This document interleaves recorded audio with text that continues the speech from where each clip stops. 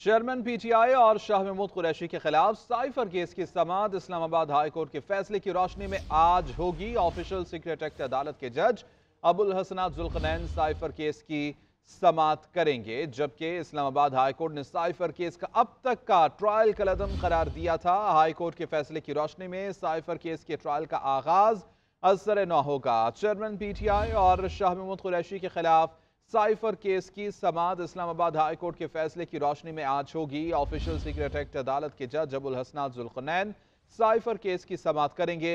Islamabad high court ने cipher case का अब तक का ट्रायल कलअदम करार दिया था। हाई कोर्ट के फैसले की रोशनी में साइफर केस के ट्रायल का आगाज असर नौ होगा।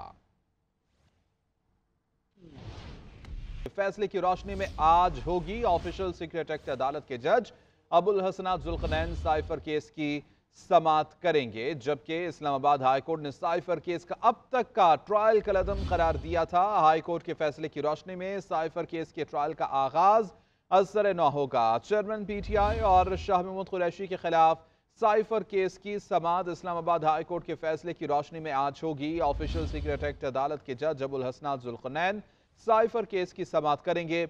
इस्लामाबाद हाई कोर्ट ने साइफर केस का अब तक का ट्रायल कलअदम करार दिया था। हाई कोर्ट के फैसले की रोशनी में साइफर केस के ट्रायल का आगाज असर नौ होगा।